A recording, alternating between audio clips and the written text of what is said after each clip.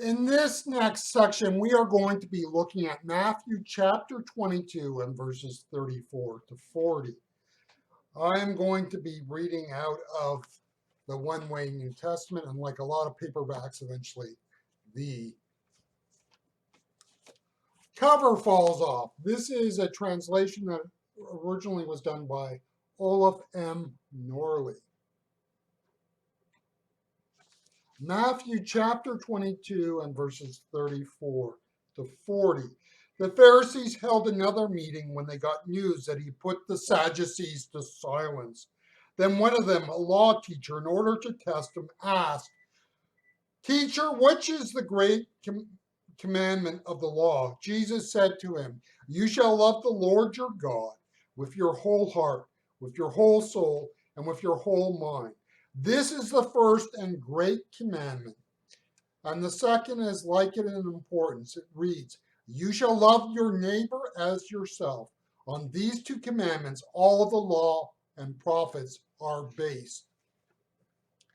The Pharisees represented a very different branch of Judaism than the Sadducees, which we looked at in the previous reading. The Pharisees' history and origins is as uncertain as the Sadducees. It's uncertain and unknown, but it's in the same way related to the developments that go on in Judaism in the late intertestamental period, the period that preceded the Romans' rise to power in that part of the world, and in that sense is again tied once again to the Maccabean period, where you had the Hasmonean dynasty ruling in Israel. We understand in particular that the Pharisees were arising as there is this rise of what is called Hellenism. Hellenism is the technical word for the rise of Greek culture, Greek thought, Greek ideas that were to shape much of what was once the ancient Near East and beyond. Remember that Alexander the Great's empire at its peak reached from the shores of the Mediterranean to the modern country of India. While his empire did not last, the influence of the successor states throughout much of this region continues on long after his death.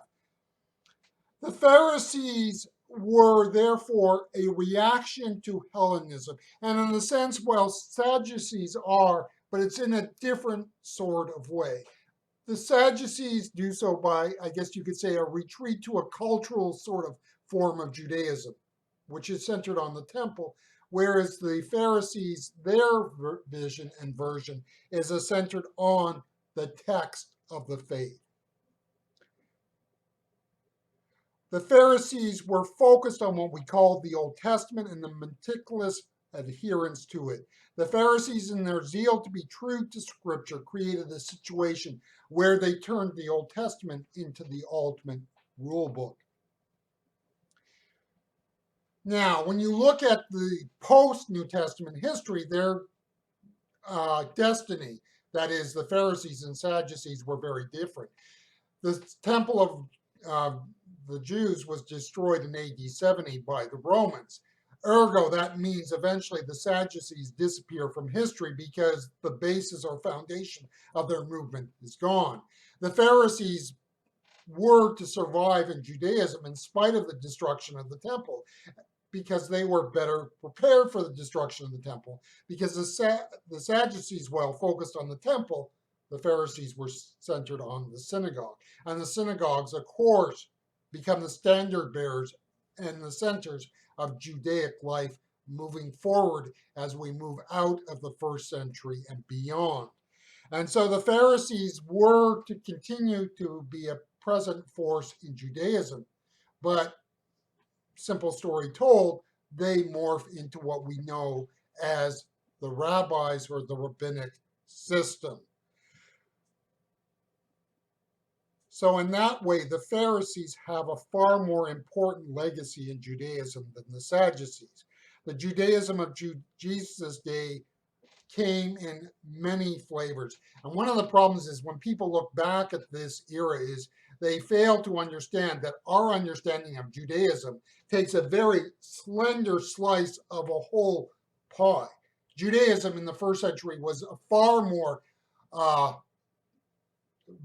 a movement with far more varieties and flavors and understanding, including one segment which was called Christian, which would eventually be expelled out of the Jewish belief system, out of the world of Judaism.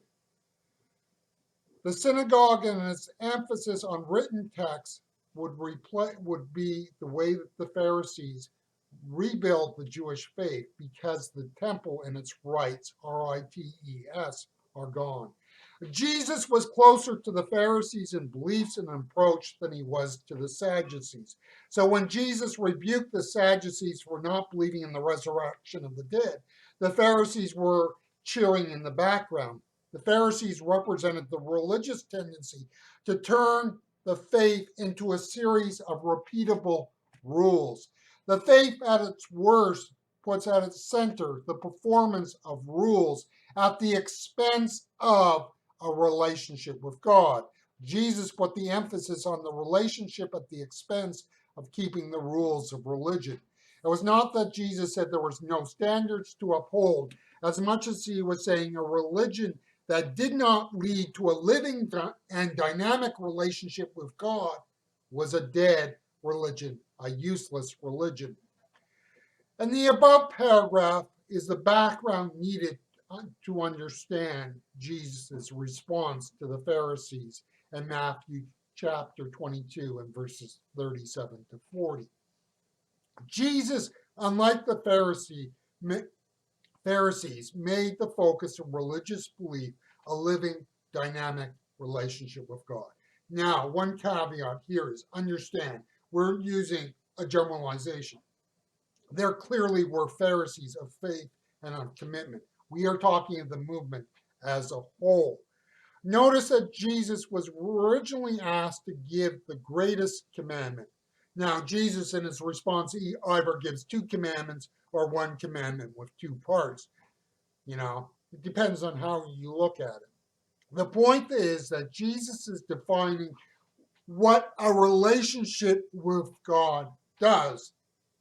A relationship with God is not a relationship just with God. A relationship with God is one that impacts our social world. Our relationship with God is a relationship that calls us to relate to the people around us.